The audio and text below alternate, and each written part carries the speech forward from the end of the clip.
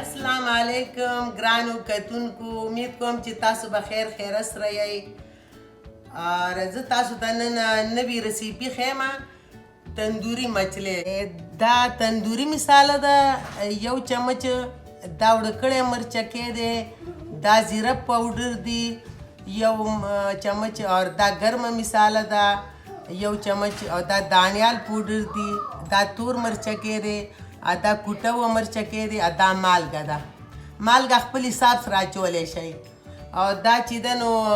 لیمبو رس دی یو دانه ده اور دا چې دی کورن فلاورز دی 2 چمچی اور دا ټماټر دی یو دانه اور دا اوږه ده 5 پیسونه اور دا شین مرچکې دی اور دا دانیال دی خو پروزن دانیال دی ما سره تازه دانیال نه لګه اور دا چې دی 3 پیسونه دغه دی دا ادرکو دی اور دا چې دی نو دا 9 پیسونه مچلی دی او دا زه اوس تندوري مچلی جوړوم تاسو ته رسیپي ښیم اوس ګلینډر کړمه ټول به پیاز به جوړ کړمه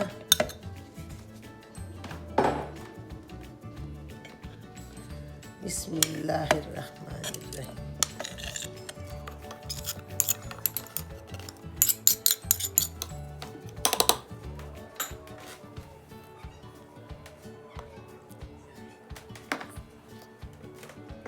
دا به اوس په دې کې راواچوم دا پیاز مې جوړ کړ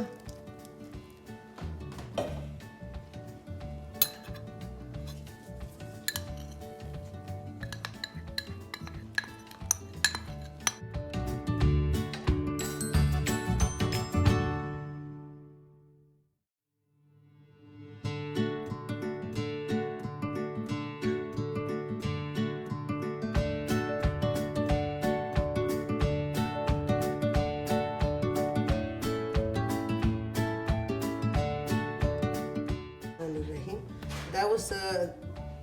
پرایبن مې تود شوی دی او دا ډیپ ریتول نه دی لکه دا بالکل کم تیل لکه هګۍ په شان ته دا هګۍ مې پکې راکړې وه نو دا پکې اوس ایډ کوم دا پکې ډېره ضروري ده لکه هغه مساله لکه بیا لکه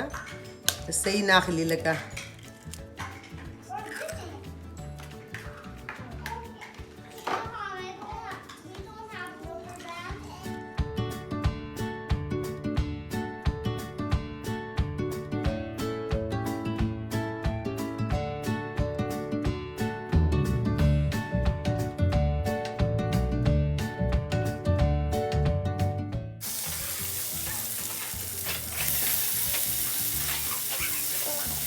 تندوري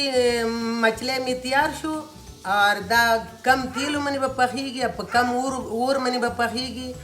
اور دا سیلټو سره هم خوړی شي لکه چې څوک ډوډۍ نه خوري نو هغه لکه سیلټو سره وخوري لکه خیلتي لکه که نه که تاسو ته خوښ راغی نو لایک یې کوئ سبسکرایب یې کوئ السلام علیکم د الله نه ښه ژوند غواړم د الله په امان